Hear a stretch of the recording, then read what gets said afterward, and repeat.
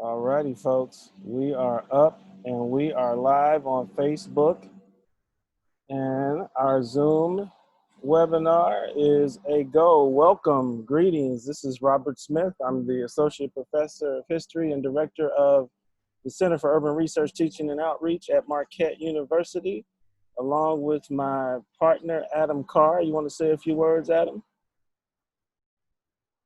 Hey, I put on my nice Brewers hat today for this meeting, but we can't figure out video, so that was in vain. I do a bunch of things around Milwaukee, and one of the great privileges of my life has been being involved in the March on Milwaukee 50th anniversary, which has since spilled over into this commitment that we continue moving forward on exploring the story of the open housing marches in public. So this is the last event of our monthly series. I'm really excited. This is maybe the one that I was most excited about because I feel like we're going to get into dimensions. I love the historians, but we're going to get into different dimensions of the story today.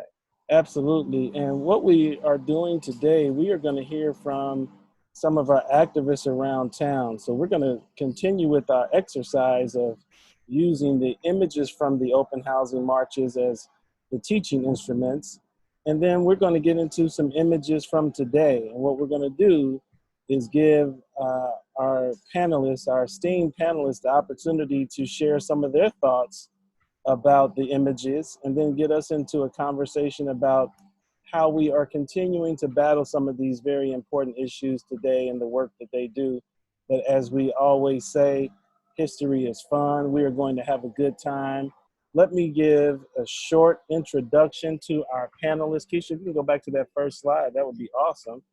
Our panelists today include some very awesome women in our city who are doing remarkable things. Charlene Moore from Urban Underground, as well as Amanda Buchanan, who works over there with her, our local activist Camille Mays, and also Rhonda Davis. Wonderful women. Thank you all for joining us today. Just want to give you a second to say hello. If you all just want to say a quick round of hellos, we'll get this show started more formally with our images. Charlene, you want to start us off? Absolutely. Good afternoon, everyone, and Rob and the rest of the folks that have put this together. Adam, thank you all so much for this opportunity. I'm looking forward to our conversation today. Amanda, say hello for us. Hey, everybody, it's Amanda. Can y'all hear me? Yeah, bring the energy. Love it. Yes. Yes. Okay. Hey, everybody. Hey, everybody. It's Amanda. I'm just grateful for this opportunity to be here with you all today, and I'm ready to just talk about some really great history. Thanks for having me. Absolutely. Welcome. Camille Mays. We know the name. Camille, I haven't actually had a chance to sit down and talk with you, so I'm really excited about today. Say hello for us, Camille. Hi, everybody. I'm always excited to talk about the people and the movement to better the people. So I'm here for this discussion.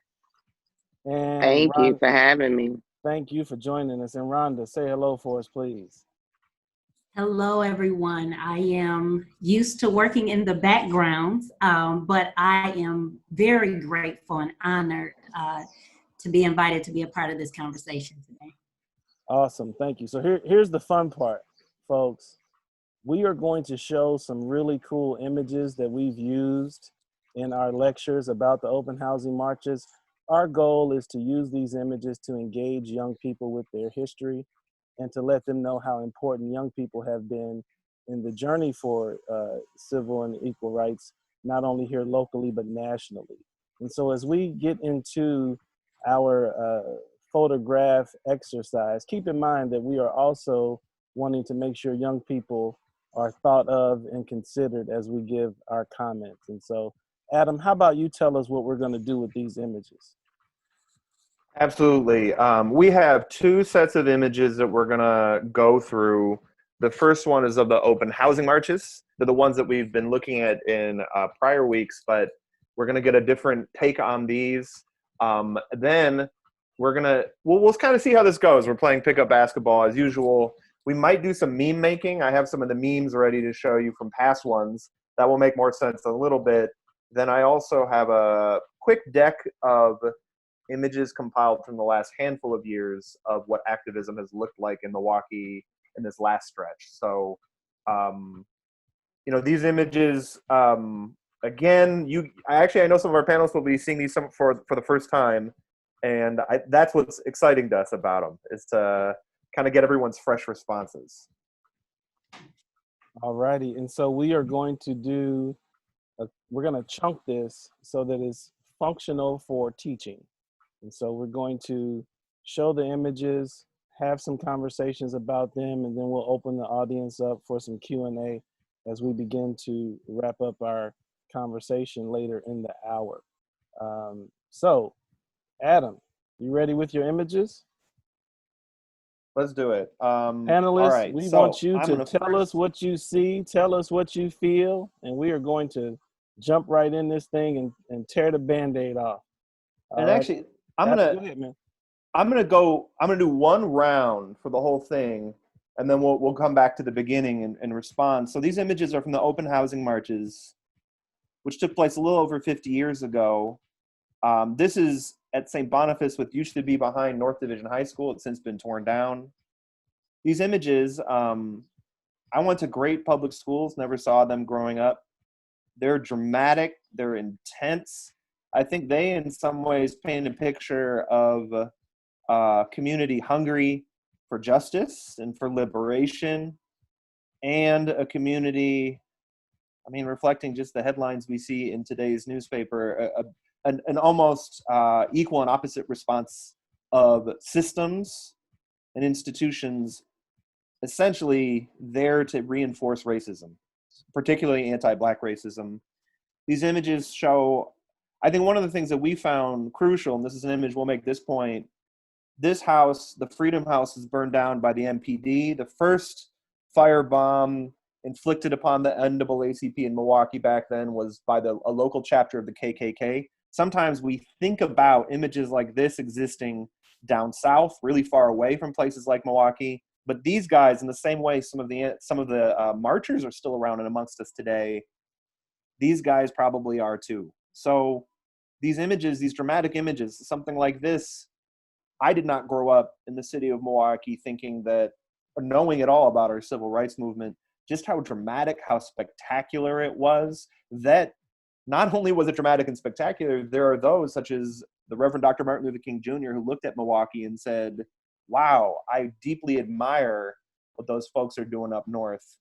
And a lot of times these aren't lessons we learn about our own city. This is an image we see, but this one is maybe more powerful. It's about estimates as many as 20,000, maybe 15,000 people on Wisconsin Avenue as a response to Martin Luther King's assassination. So these images aren't somewhere far away from Milwaukee. This is Wisconsin Avenue.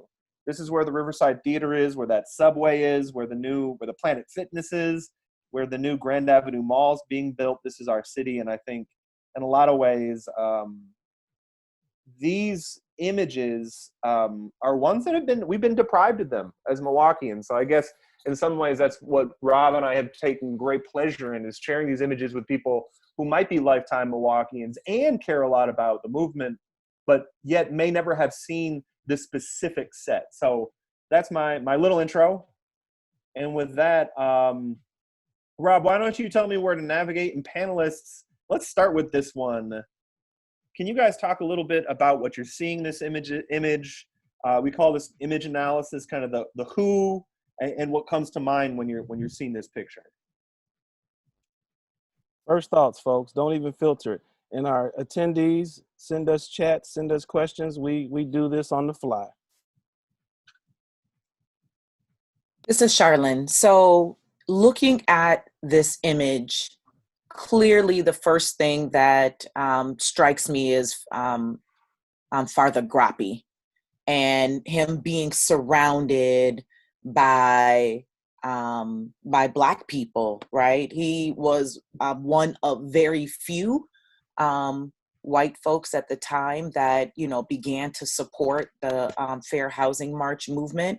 And, again, this picture is so striking because, you not only have the American flag, at the center of the photo, and and supposed to be reflective of what the American flag, stands for, right? Freedom and equality and everything. So much of that time wasn't. And so, I'm grateful, and Adam, I haven't learned about the Fair Housing March in school at all. I was so disappointed that I had to learn about this as an adult, and so much rich history that we have here in this city. But, to know that there were individuals that stood alongside, Black people to support them in their fight for equality. Other panelists, thoughts, responses, feelings?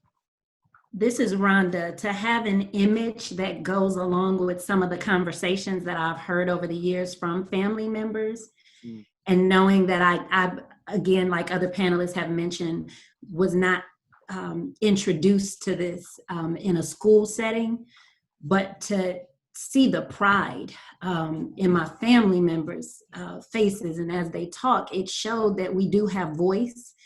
We do deserve a seat at the table. We are deserving.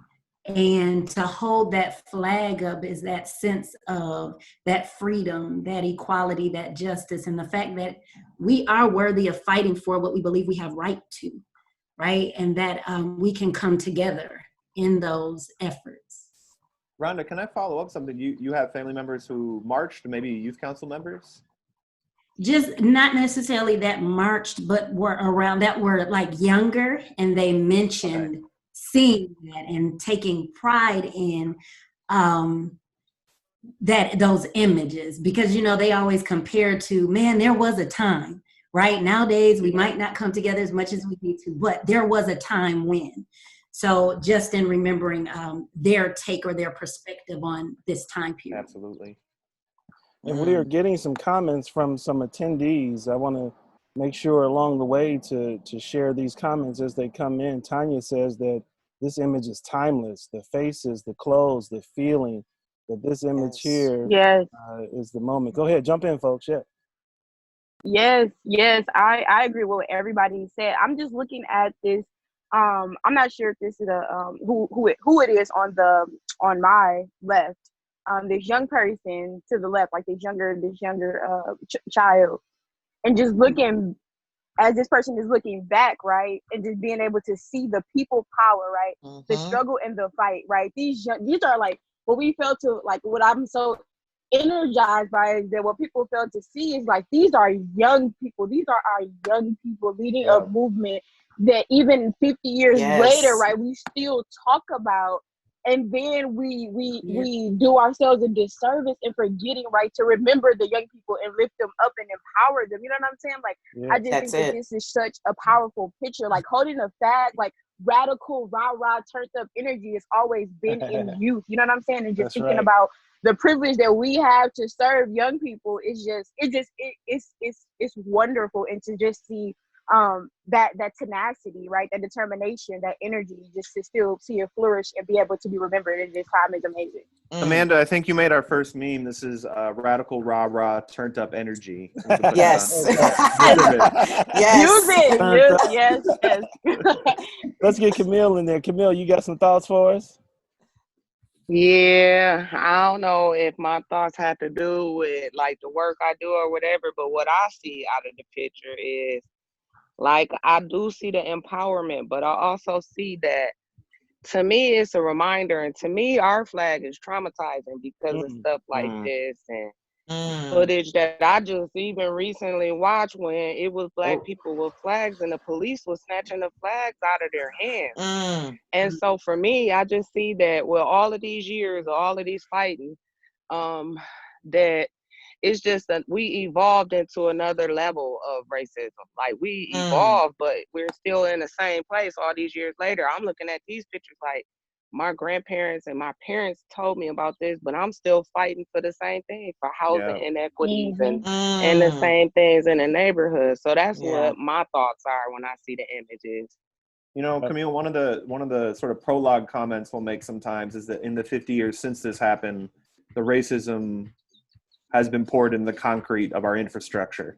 Mm. So, you know, you may not see the people holding Nazi signs out in public, Right. but we sure have invested billions and billions of dollars into the segregation that began and was evidently on display during these open housing marches. Let's You go to know the next what? one. We Actually have do a see the saying. Nazi Wait, emblem let me today. just say real quick. Oh, yeah.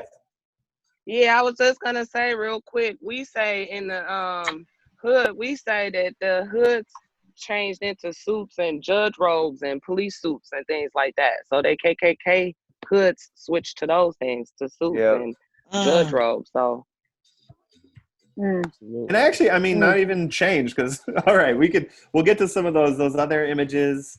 Why don't we do, Rob, do you want to do this one? Yeah, you know, this is my favorite image, and I think given recent developments over the last few days, we Yeah. are constantly reminded about the brutality that is state violence enacted by law enforcement on Black bodies. And this picture right here, there's so much tension in that open space. It ain't nothing but space and opportunity right there. And you see young men doing all they can to remain civil in the face of an uncivilized police force. And deep in the photo, you see the clash, and you can just see it moving forward in this image. This one here is just, man, this is the one that gets me the most, and there are a lot of them. Definitely appropriate in this very moment. Thoughts about this image, folks? Any comments at all? This is Charlene. I would definitely agree with you. This is definitely a powerful image, and you know, you think then and now, and I just, you know, think about how, you know, I think about how King, you know, talked about nonviolent and not, you know, responding to adversary or adversary without being violent. And you know, it's a hard thing. And I look at the brother in the on the what side is this, in the left side, and how his hands are together, and it's just like, you know, I'm like, I know something is going to happen, but you know, I got to keep my composure.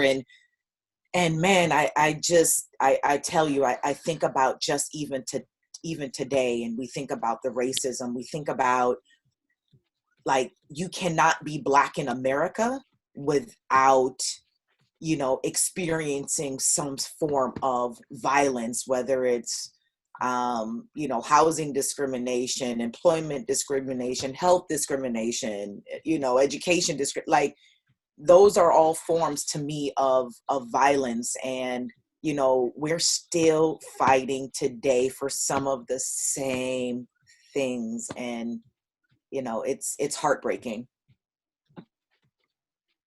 And part of the reason we were so excited about this conversation, and this is really directed at the educators who joined us and who will see this, we want to encourage you, always get your local folks, your local activists, your local experts into your classrooms however you can, because these folks bring these questions and these ideas that we try to teach. They bring them alive in so many important ways. And so your expertise is valuable, extraordinarily valuable, as we think about teaching history, especially because so many of these issues are still with us. And Command Central is telling us we need to move forward, Adam. So Keisha's keeping us on track. Let's just do a lightning round. If folks, some of these images here, let's just get a little comment on Vel Phillips. We wanted to show kind of the contrast of Vel at work and Vel at work, right? Like, this is her in the Common Council building, and this is her with the Youth Council. Two very different moods, two very different probably senses of efficacy, and kind of where her efforts are rewarded. Anybody want to make any quick reflections on Vel? Yeah, let's play with this one right here. This Yes, is a good one too. yes. I would just like to say, like, I think based on the image of like her smiling and like dancing with the youth council, and then versus this image that we see right now, is like you can see the different energy. Like when you're around your people, you feel a different type of energy, right? in this image right here, she's fighting for the equities and the inequalities of the Black people and the people, period. And then when you switch back, she's able to see like the product of that fight, right? To be able to see the young people are still continuing to fight, to be able to see that they understand their power, their knowledge, their education, right? Because during the time that the young people were in the NAACP Youth Council, they were being educated around everything that makes them their history that they weren't learning in schools and different things like that. So to be able to be immersed in that energy and have that time to just reflect and be able to relax and rejuvenate is really wonderful. And I think Vel Phillips is like the epitome of why, you know, people are still fighting today. Hello. Yeah, go ahead, jump in. Go ahead, Camille. I just want to jump in, just as an activist and as a woman, a mother in the community. I just think it displays like when you have a passion, a true passion in your heart for the community, it's not just 9 to 5. It's not just whatever your job title is. It's life. Yes. As you live, eat, and breathe community, like the youth, the people of the community, like that is your family. So you're legit fighting for them when they're not in those rooms, at those tables, at those meetings, and then you're there on the ground with them when you're off, just because, not even for a job, like you just spend time in the community. So I just really have to say that, because even with the women on the panel and my journey, even like it's my passion, even with my tragedy, even with my, you know, trauma and the things we go through, that's the resilience and what helps us fight the fight in the community. That's it. Yeah. And to add on to what Camille was saying, it's not an either or. Oh, go ahead. No, I just wanted to share. Say more of that, It's Charlotte. not the either or, because just the representation that Vel, I mean, you see this woman, this Black woman, the only Black woman, you know, sitting in as an older woman around these white men, and you know, and each time to put down legislations or policy, and you know, to have them continuously struck down, it wasn't easy. And that previous image that you had with Vel Phillips, that, you know, she kind of got her energy, you know, because she knew that she was I'm here not representing myself, I'm representing an entire community, right? I know they can't sit here with me at the table, but the energy that I get, and you know, the community that we're going to build on the outside to, you know, just continue to support people, liberate people, give them that hope, right? I know, you know, it's that you know, her saying, you know what, I'm here with you, you know, I'm here with you on the street, and I'm going to take that same energy and I'm going to, you know, use that while I sit around this table. She is absolutely one of my sheroes, because I know what she did was not easy at all, but it was, like Amanda would said, it's not easy, but it's necessary. Yes, ma'am. Yes. Adam, let's do one or two more, and then we want to get to some contemporary images. Just one loaded comment before we move on. Maybe this is what the nonprofit industrial complex is too much of this and not enough this. Yes. I will say I've seen a lot of my folks that I admire in professional spaces maybe being like way too deep into this, and then they don't feel this, and then they burn out and quit or whatever. So let's do one of these. Let's do this image. I think it's just one that, you know, like in the same way, this is something that we've discussed in past conversations, is in the same way it was just referenced by Amanda, that in the same way that the Youth Council represented a transfer of knowledge, so does this. This is actually an education as well, I guess. So I just wanted to say that, and what do you guys think?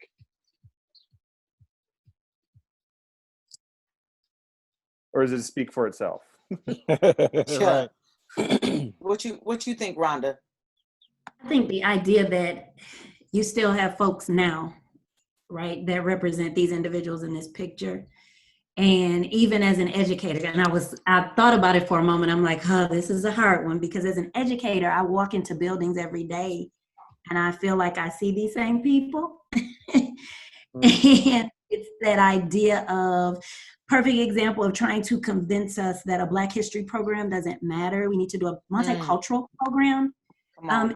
Maybe cover Mm. everybody, but it's that idea that if Black lives don't matter, if you don't see value in a Black life, that speaks volumes. So making certain that our young people, as empowered as they are, as much as we empower them, we also have to be realistic and let them know that you do have adversaries out there, but you still have to keep pushing through. You still have to keep it moving, Yes. right? Yes. Because you are valued, you are worth. And that's why I always say you are worth the conversation. You are worth the movement. Yes. Mhm. Mm. Absolutely. Absolutely. Well, one point, this is before Photoshop or Canva. Look at the design of those signs, clearly professional. I think sometimes the counter protesters and the hate was actually organized. And I think that's an important, and resourced. I think that's an important point to see, is that this was like probably 2 or 3 days after the first march. So they were like ready. Like those might have been printed already. Right. Wow. It looks like we have Reverend Baring with us. Is that correct? Oh. Joseph Baring? Joseph Baring. Welcome, sir. Welcome, sir. We'll get you in our Q&A right away. As soon as we get our next sets of comments going, Reverend, we'll get you into the conversation. So now we're going to move forward a little bit, and I want to make sure that the attendees and the panelists know that that first section, we want to script it so that teachers can use these chunks in the classroom in very functional ways. And so now we're moving to our second chunking of ideas. And we're going to move into some contemporary images.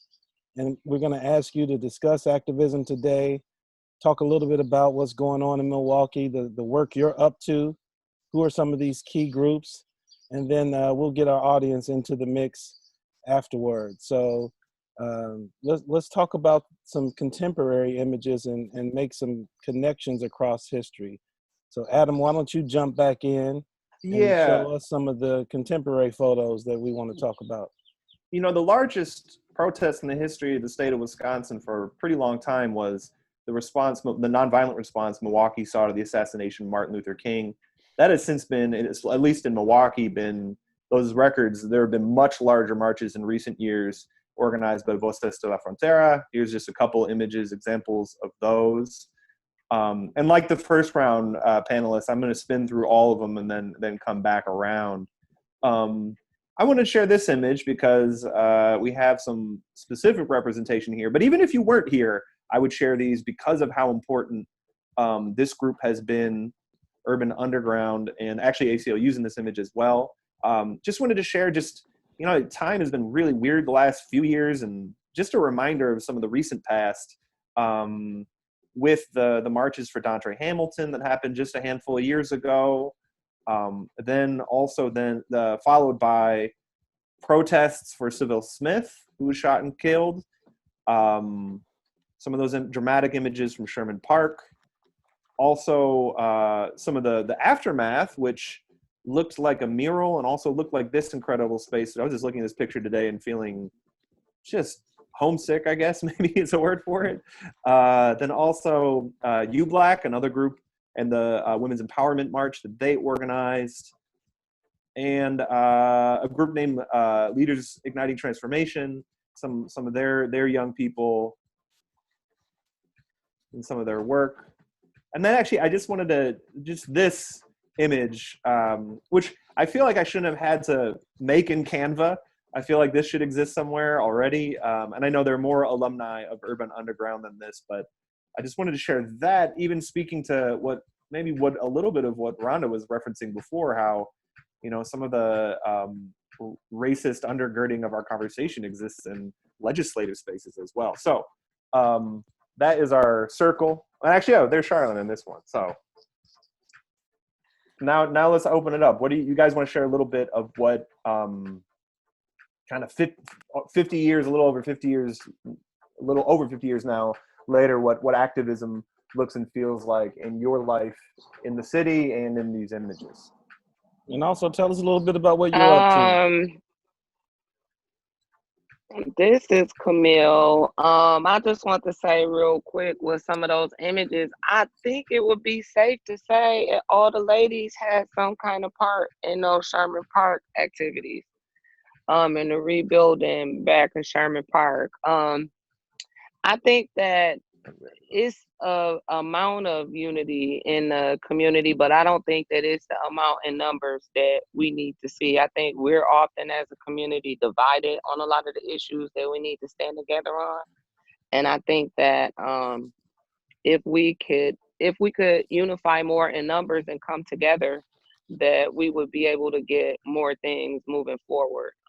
It seems to me, and maybe I'm wrong, but it seems like a lot of the images in the past, or some of the unity or the people in numbers for when there were issues in the city, it seemed to me as if they have more standing together than we do today as an activist. I don't see the support in the community at the events and the activities for the people doing the things, or in numbers when there are issues in the city.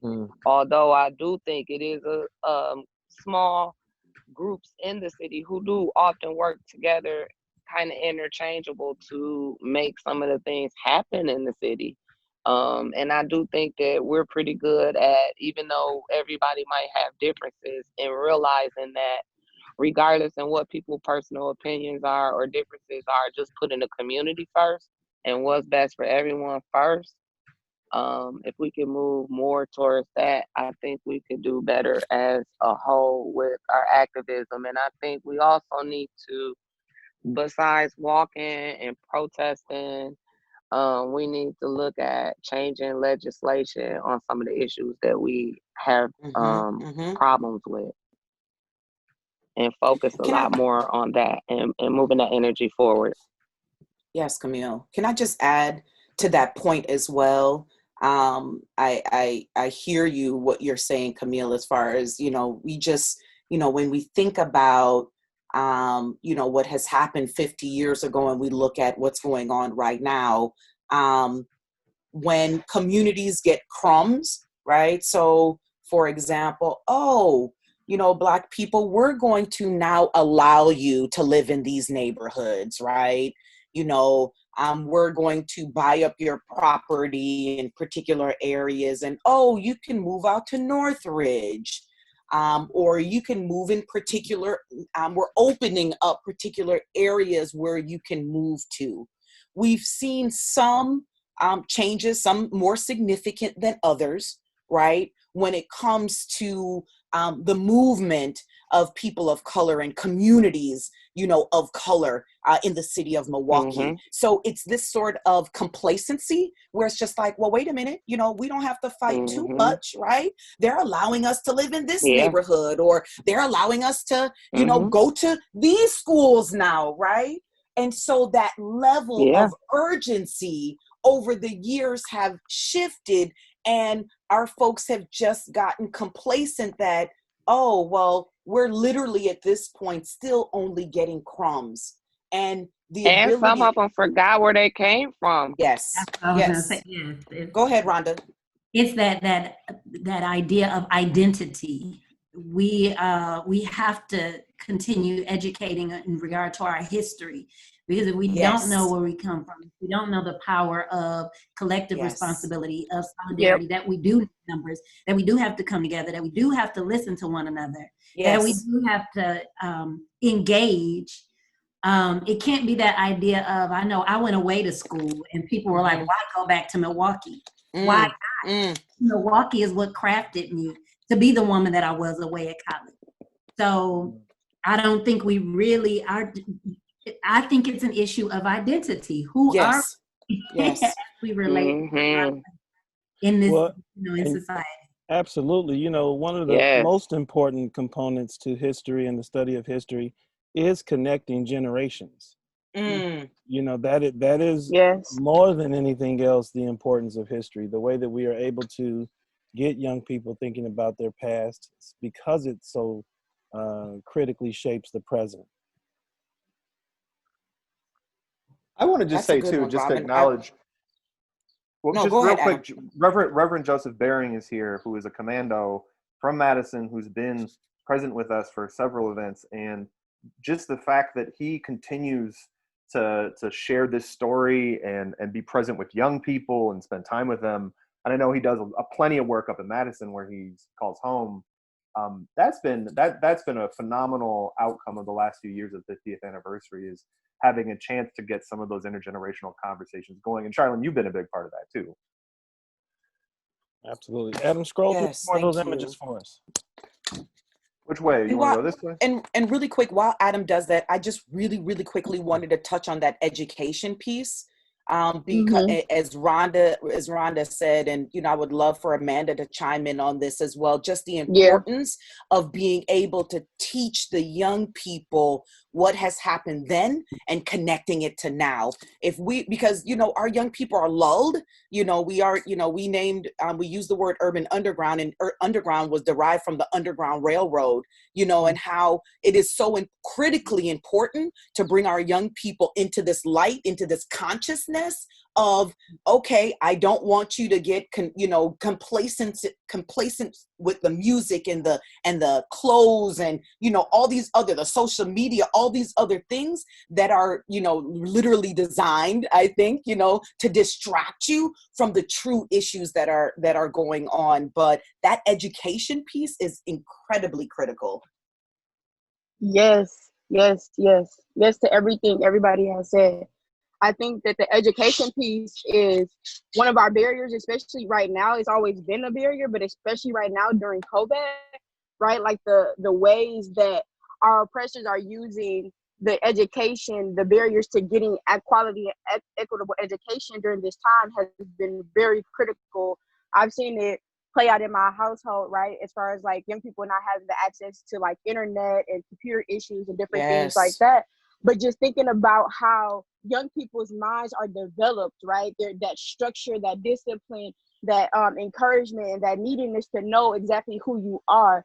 I think that we spend a lot of time, especially in like nonprofits and different things, trying to build up like the money, right? The money and the membership versus the actual community of each other, right? We have to really, one of the things that we do at Urban Underground is one of the critical pieces is our community building, and being able to let the young people know, like, even though you come into this and you don't know each other, the thing that you get out of this is having somebody to lean on in the end. And we tell them, like, we know y'all all not gonna like each other. We know y'all all ain't gonna be singing Kumbaya at the end, but you will all be able to have somebody that you can call on in your times of need, right?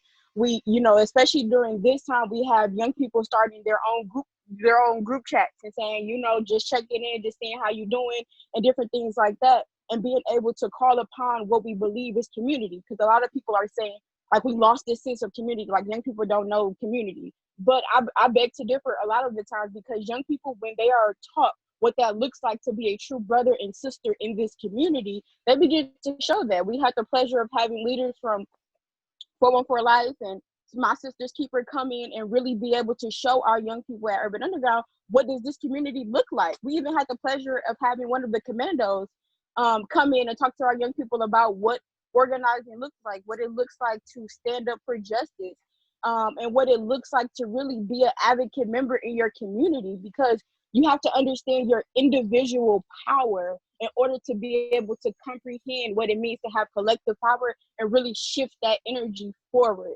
And one of the things that I love to say and put in the air is, like, energy is neither created nor destroyed. So that same energy that has manifested in Maya Angelou, Alberta Harris, and Malcolm X, and Martin Luther King, and all of the greats, Vale Phillips, before us, is still in us and still moving through the energy today. We just have to tap into it and just say, are you really ready to receive it, right? I understand, sometimes we get burnt out, we lose energy and different things like that. But being able to lean on our mentors and our people and our community to just be able to have your back. I had the pleasure of talking to a young person, and she was able to give me what I needed. You know what I'm saying? Just being able to mentor me and what I needed for that moment. And it was so many times that I was there for her, but it felt so wonderful and I was so grateful to have received that same mentorship that I was able to give her that one time. And it was just beautiful to see the cycle of life, if you will, to be able to come in and be able to show us we need each other, right? We need young people just as much as young people need us, right? We all come in this world and we coexist to just be great, to just be greater than what we see today. And I think the housing marches really show us how the narrative was this, and now it's not that anymore. You know what I'm saying? And being able to see that we can make a change, and even though it's evolved into different things, we can do it, right? We can do it. We do got this, and we got this. Like, I believe in us. I've always believed in us, and I believe in the power of young people leading these movements forever and ever. And I think one of the things that I'd like to say with all the work that you folks have been doing, whether it's Urban Underground, LIT, all the groups that we've seen, this powerful image of these young men who've moved into important political positions. Part of what we have to continue to do, and where we didn't do a good job for so long, was to educate young people on the importance of civics and civic engagement, and not civic engagement in a very broad or hollow sense, but civic engagement that encourages them to engage with the political process. Civic education that encourages them to demand more of elected officials and then go on to become elected officials. And so the question of civics and civic engagement is crucial to that identity formation that we spoke of, because indeed we are all capable of having an imprint and impacting policy, and to give young people the opportunity to do so. Young people, we say this in all of our conversations, nothing changes without young people. Young people push us. That's it. Young people dare us to imagine a world that for many of us, we can't even see. And so thank you for all the work that you all do, and for continuing to inspire our young people in so many powerful ways. Command Central is telling us we've got 15 minutes left, and we want to move to some Q&A. I want to give our panelists the opportunity to say anything before we move to Q&A. Any other comments folks want to make about the images? Any other thoughts that folks want to share? And then we'll get into some Q&A. And Reverend Barron, we're coming to you first. Any other thoughts, panelists, before we get into some Q&A? I just want to say, I think about when you asked, about being an activist. I don't. So in the community, I do what I do, but I do a lot of work in the background. But I do think it is important for every single individual that is exposed to this conversation to think of yourself as an activist. There is something that you need to advocate for, push for. And I think that goes to Camille's point of grouping ourselves together, being more unified, is everyone seeing themselves as a part of these movements. So we can no longer sit on the sidelines and think, oh, well, I'm not an activist. That's not for me. No, it is for everybody. It's just figuring out what part you will play in moving the conversations forward. That's it. And this is Charlene. I just wanted to reiterate, Rob, I love that you said that, young people push us. When you think about every single movement, young people were a part of those movements. And so they have the energy, the tenacity, the drive, to that they're amazing, and they really push us to a different level. And that picture that that was previously up with David Bowen, David Crawley, and Kaylin Haywood, who are all members of Urban Underground. It's just powerful, to me, to see these young people, and these are just a snippet, of them that have gone on to do really incredible and amazing things. As adults, we just provide the space, for them to lead and to grow and to develop. We just need to nurture that. So I love, the work that we do, and we just need to believe, all of us just need to continue to believe in our youth. That's right.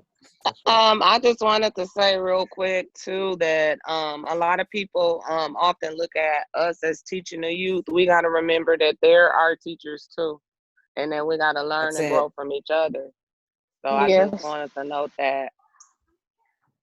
So just having spent a lot of time with the open housing marches, I just want to make two quick points that tied with what you all have been saying, that the open housing, the Youth Council had mounted a handful of different campaigns before open housing, and their groups weren't humongous, Like the first open housing march was about 250 people, and it was when they found the flashpoint of open housing. It was actually the tidal wave of hate that they encountered that made them know they were doing the right thing. So in some ways, like, those weren't massive marches until they found the right topic to inflame a response, I guess. And another point, Charlene, you mentioned one thing that was really important to the Youth Council was music and clothing and culture. If you see, one of the questions I've kind of asked a lot of the Youth Council members is, how did you guys stay together for 200 consecutive nights of marching? Part of it was their love for each other and their desire for justice. But another piece was, like, they had cool T-shirts. They sang songs together. They were like each other's, like, they were creating culture too. And I think I hear what you're saying is that there's a lot of consumer culture that is absolutely a distraction from what's important, but also the importance of, like, creating culture within the movement. Yes. That cannot be lost, because that was, so young people, like, in the same way young people are always making change, there are some pieces of young people that never changes too, which is that thirst for culture. That's I am going to engage our attendees by starting with Reverend Baring. Reverend Baring, you are unmuted on our end, so we can hear you. Your hand's been up for a while. Adam talked about the youth councils. Talk to us a little bit, Reverend. I thank you for allowing me to even speak. I was sitting here today listening to what everyone had said and watching the slides that Adam had put up. One of the things I realized sitting here today, after the events that have taken place in this country the past 3 or 4 days, past 10 days really, that in 67, 68, and back in the 60s, that period of time with the Youth Council and everything, we marched and we demonstrated.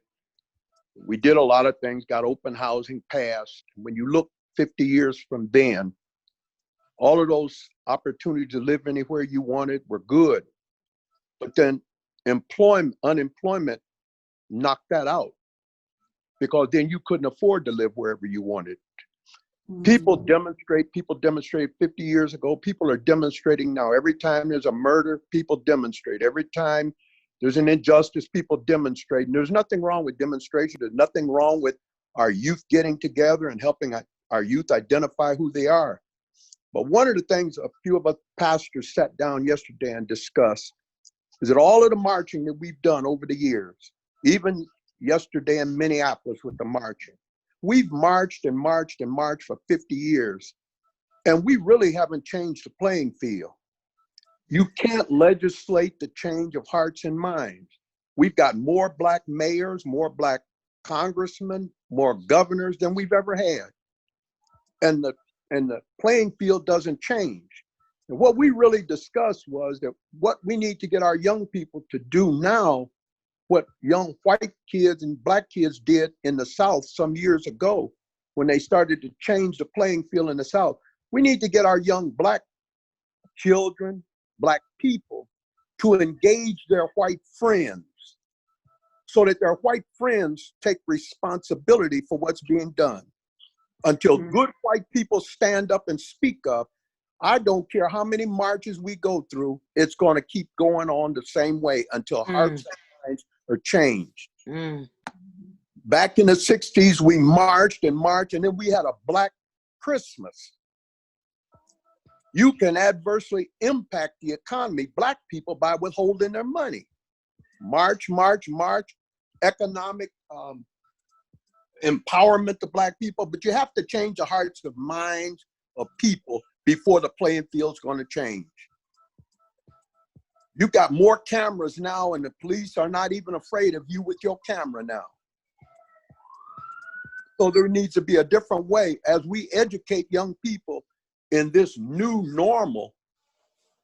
I mean, we have to do something different. We have to put our heads together to figure out a way. And the first way is to get white people to understand this issue with implied bias and all the rest of this racial problems that are impacting us in a negative way. And we've got good white people. If you impact them and cause them to impact their friends, I think the playing field will change. But that's basically what I have to say. Well, Reverend, we appreciate you. We appreciate you not only for what you've done in the past, but what you obviously continue to do. And we thank you for being such an important vessel of history to connect those generations. For our panelists, again, this is for the classroom. This is to help us do better in instructing our young people. What should we be talking about? What should we be instructing them about? What should they be hearing from educators from your vantage point as activists? Complement the classroom for us. I think that one of the things that we as adults often do is decide these things and stuff. We should ask them, what do they want to know about, or what do they want to talk about, and start off with some things that they're curious about. And just find relatable experiences, because I think when they can relate or see that you can relate to some experiences that they're going through, or that you may have went through some things, then they find a connection. When you have a connection, you build trust. And then they're more receptive. They respect what you're saying a lot more. So I just kind of let things be organic. But in a classroom setting, I would just start off with some of the things that we know are the same issues. Tell them where it started, how far it went back. We don't hear a lot of the things like Adam said about our local history or about things. We remind them of who they are and where they came from, and let them know. I've learned a lot even in my work in the community. I just recently learned about other parts of the riots and the police station getting bombed here in Milwaukee, and just all kinds of things about the history of housing. So it's always a revolving learning experience. Just cultivate that as you grow, and find out ways to find out what their interests are. Other panelists, chime in. What should we be talking about in the classroom? To Camille's point too, I think it calls for educators to be willing to be vulnerable and creating brave spaces. I've just recently learned not necessarily a safe space, but a brave space for the dialogue to take place. I remember when the school that I'm in currently, I started working there right after the Sherman Park incidents, and educators were even afraid to talk about those conversations, but it was the idea that the children sitting in your classroom, that's their neighborhood in which they live in. So that speaks volumes to a child, and it makes them question whether or not they're even, you have an interest in the child. So really showing children that, their history matters, that there is a history there, and use visual literacy. That's basically what we've done in this panel discussion, visual literacy. Because a lot of people say, I'm not comfortable with the conversation. It's not about your comfort though. I'm not so concerned about what you're comfortable with any longer, but I do want children to be educated. So use pictures and allow children to craft the conversations around those pictures, but we can no longer lead with our fears. We have to get out of that's a form of complacency. And feeling and organic, we fear organic. It has to be planned, everything. There's parts of it that can be planned, but they respect authenticity. So the more authentic you are, they'll be receptive to that. And I think that can, open the conversation, and bringing local folks in. I don't think we invite, our community into our classrooms as much as we should.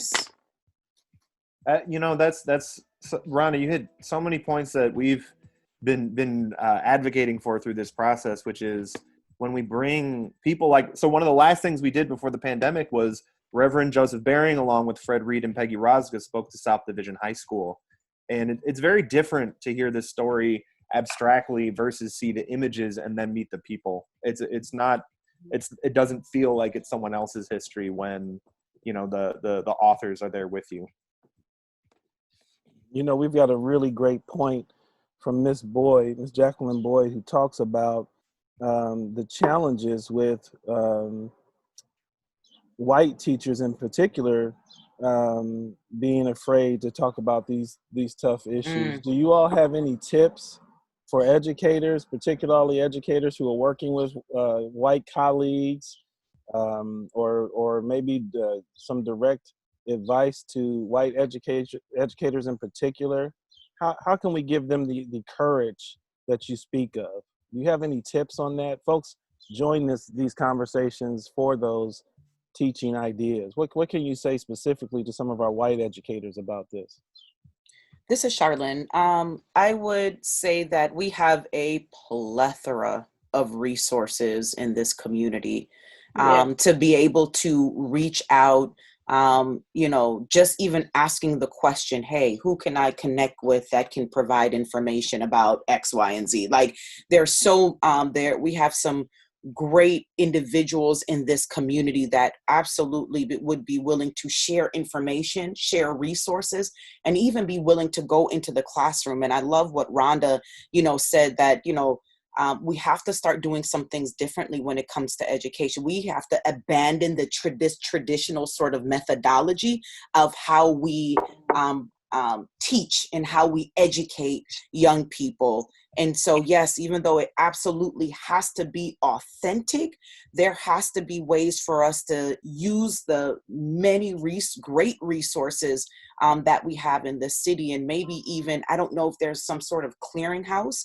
Adam, you probably would know something that there is, an online resources where educators can go that may have links and, information that they can connect to, but to absolutely be vulnerable, to have I love that word, Rhonda, brave space.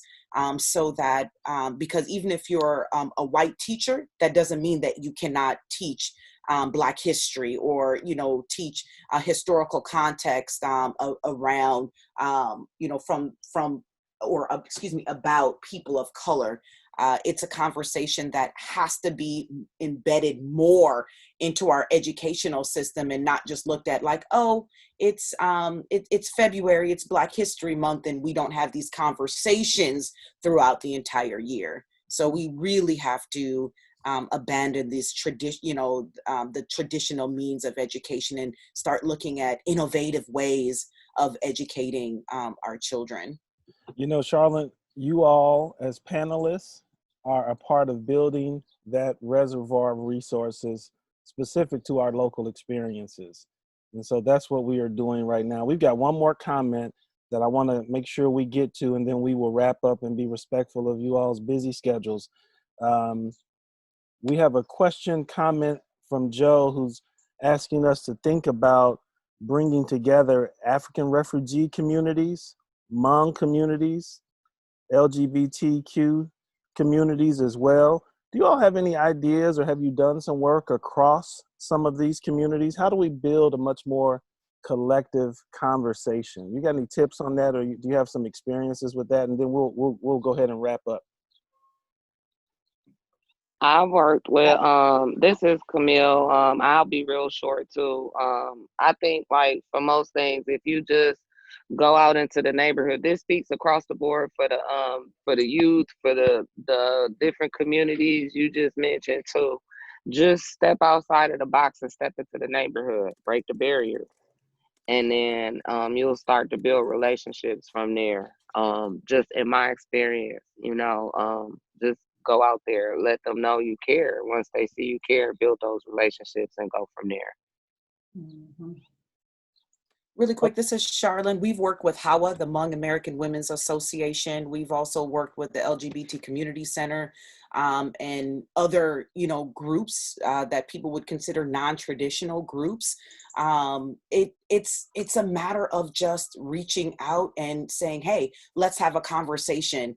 I remember when we connected with like the LGBT Community Center and we said, you know what, let's, our staff and their staff and our young people and some of their young people came up with a session and a workshop where each group, we picked a day, we got some food and we had great conversation. We broke bread together and we were able to dialogue, right? And it was so meaningful that it was the fact that folks were intentional about pulling the different groups together. Same thing with HAWA. They showed up at some of our hearings and some of the things that we were doing. It's about being intentional and reaching across the divide. So yes, it is meaningful work, but we have to be intentional about it. Yeah, young people never ask for the geography that divides them. That's it. That's it. Before we wrap up, I want to give a shout out to Heather Godling and Kristen Leffelman. These folks, they're in our attendee group. They're educators as well as working over at the Wisconsin Historical Society. They've been building some digital curricula for us, and we'll make sure to get those out to folks. Most of the people who join us are educators, and so we appreciate the fact that folks are willing to take some time during this particular moment to develop these classroom strategies and these classroom opportunities. In fact, coming up on May 29th, we're going to have a bit of a happy hour conversation to talk about this very difficult question of how do you teach race and equality in the classroom, particularly younger people. You know, some issues are a little harder to teach with younger folks, and then some issues are not, you know. So we're going to have those kinds of conversations and put this digital space to work in the way that we've talked about. And then in June, we're going to actually spend that month talking about Latino history in Milwaukee in very much the same way. And so, folks, I'm going to wrap us up so that we can end our Facebook live stream. But then we are going to have a few minutes backstage, if you will, to continue our conversation for the attendees who want to continue to have a little bit of dialogue. So we'll ask our panelists to stick around for another 10 or 15 minutes if you have the time to have folks who may not have had a chance to get into our conversation. And so on behalf of this effort, I'd like to thank Camille Mays, Rhonda Davis, Amanda Buchanan, Charlene Moore. Thank you all so very much for sharing your time with us today. Thank you for being willing to take a little bit of time out of your busy schedule to be a part of this conversation, by which we are hoping to do a better job and create a richer set of classroom experiences. But maybe most importantly, thank you for your tireless efforts, because we know what you do, we see what you do, and we thank you. And indeed, you have jobs, but your careers clearly are about making Milwaukee and our nation a better place. And so we thank you so very much, folks. Thank you very much. Thank you. Thank you. Thank you. Thank you. Thank you. So we're going to end the Facebook stream now, but we're going to continue to have conversations here backstage. I wanted to say one quick thing about teaching it, especially for white educators, which is not to over-center Grappi. I'm not saying omit him or leave him out of the narrative, but growing up in Milwaukee, the only thing I ever heard about was Grappi, maybe a little bit of Vel, and it's important to acknowledge just how, I mean, not just how central the Youth Council and the Commandos were, and as the predominant authors of the story. I think, and that's something that, frankly, I think for the last 50 years, you do get your woke white history teachers that want to talk about this, but they want to over-center Grappi. And I think a young person's going to turn off, or I know they turn off when they see the images, hear about Grappi, but no one else. as Charlotte, as you pointed out in that first image, like, there's a ton of black people in that image. If all you're seeing is Grappi, I don't think you're seeing the whole picture. Right. To our attendees, everybody, you got the opportunity to share with folks here if you'd like. So please, if you have any comments or if you have any thoughts, you're unmuted, and you can jump in as needed. We are all Zoom savvy these days, so we know how this works. If anybody wants to share some thoughts before we have to let our panelists get out of here, please do. Jump right in if you'd like. Okay, this is Jacqueline Boyd. Hi. Hey, Ms. Boyd, how are you? I'm good. Hi, Dr. Smith. So I was thinking about an ethnic community get-together and how we would go about doing that, because I know at least the area where I live is Merrill Park, like Juneau, 30th and Juneau area. And there's a lot of ethnic groups around here. And I know it's a lot of different, like the immigrants that come here from Africa. It's a new city that a lot of immigrants are coming from. I used to greet them at the airport when I worked there in operations, and they would come over here to a church. I believe it's on 60th and Holly Road is where they house them.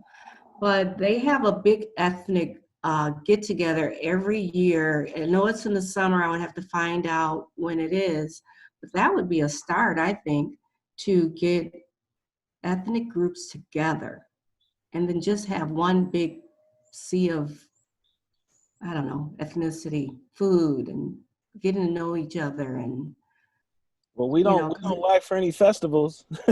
You know, we might Right. fail. Right. You know, we only got 3 or 4 months of think there- sunshine. right, I think that there is a point even to the structure of those festivals, because those are one at a time, which is a little different than I think was just being proposed. Do you know what Sure. I'm saying? Like, Right. there are kind of bound, not that folks aren't invited to partake in a culture that's not specifically their own indigenous culture, but I think there's a slightly different point there, which is like, you know, it's like, come to our place, but how do you create a shared home turf? Right. Mhm. Particularly around some rights-based issues that cross us all. And this is where questions around human rights and whatnot are still so pivotal, because there's some basic human rights issues that we all are experiencing abuses, particularly with our current administration in DC, and then obviously our legislature. We've all experienced some of the racial hatred that we need to think about how it crosses us, you know. Any other attendees want to jump in? I have something from last week that I thought was a really interesting comment that one of our panelists said that I want to get current week's panelist view on, is that the marches, when we look at historically how long they went on, specifically Milwaukee, of marching for 200 straight nights. That's a long time. And what our panelists from last week said is that there was a commitment, not just based on Uh-oh, it's Keisha's so having some. easy. Keisha, you're breaking up. Just so you know. Better now. A little bit.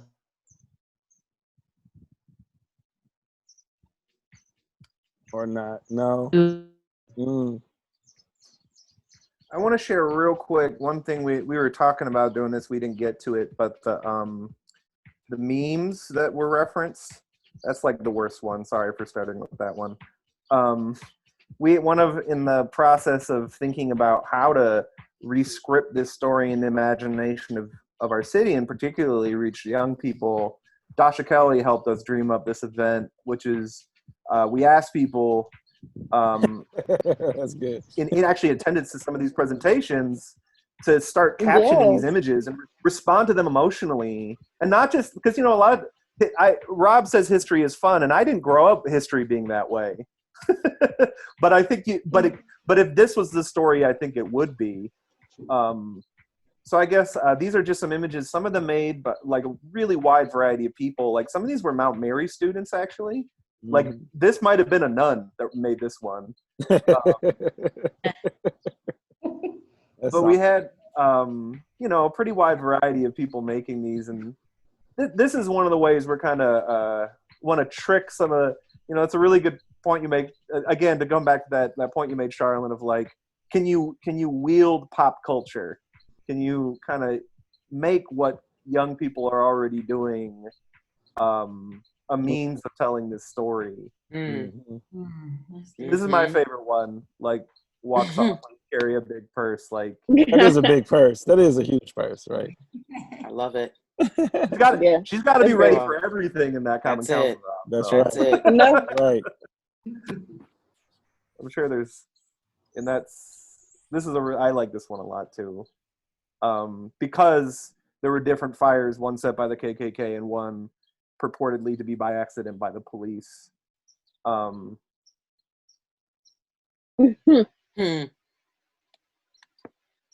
think this gets to just the fact that just who's armed in this image, right? And like, right, very similar to what we've been seeing in the news. Like, this is also very strong.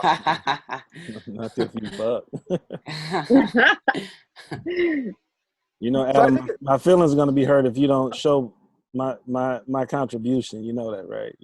I gotta track that down. I don't know where it is, Rob. Okay, all right. I don't know if Wu-Tang's relevant with kids. It's not. The Wu-Tang is for the children. That's what ODB said. Rob made a Wu-Tang themed one, and the kids are like, "What's that?"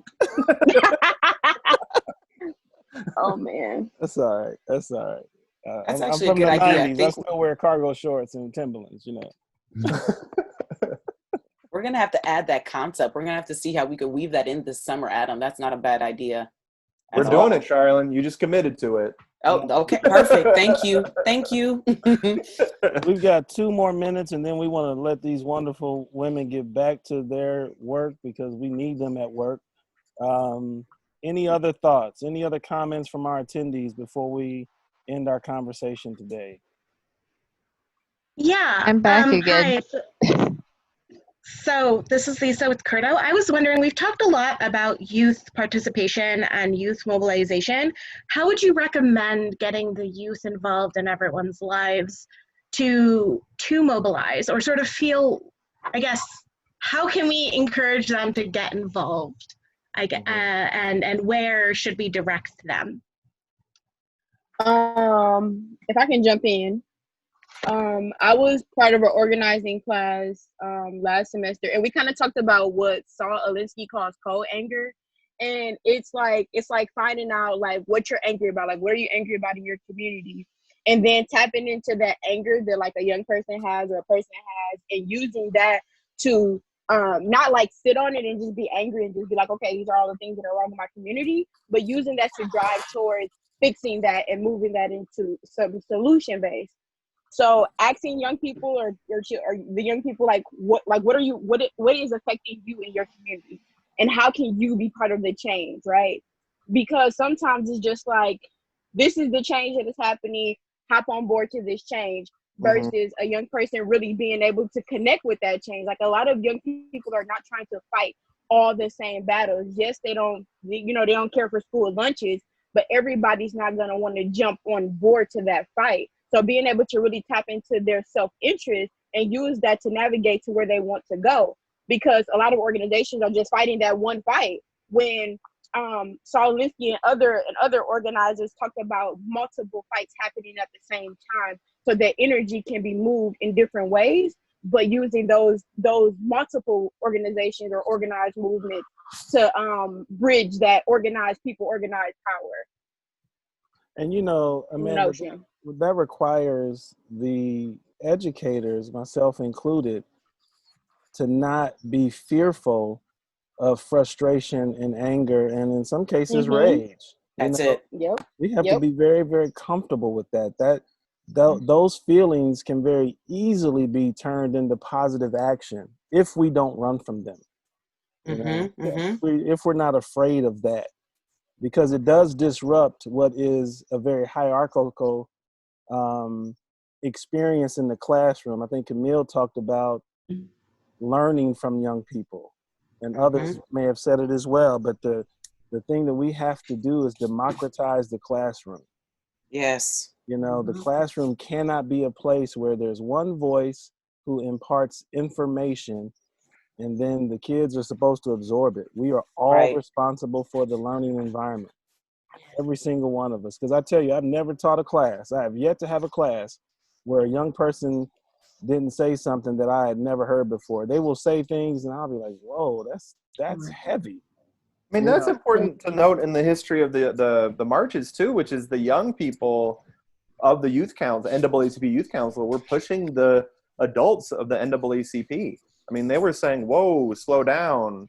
And the youth council was, they were, Rob, you say this sometimes, they're the ones foolish enough to think that they should be, encountering this incredible resistance and keep going. Yeah. Well, ladies, let us get you off of the phone or off of the Zoom call. Thank you so very much. We really, really appreciate you. This was exactly how we imagined wrapping up this month of discussions about the open housing marches, and you all knocked it out of the park as you always. One for the battery, and then thank you so much for the invite. Appreciate you all. Thanks. I said in the intro, this is the one I was most looking forward to, and you guys validated. Hey, thank you so much. Hey, now. All right. Thanks, okay, Adam. folks, we're gonna end now. So thank you, attendees. All righty, take care. We appreciate you. All righty, bye. Bye bye.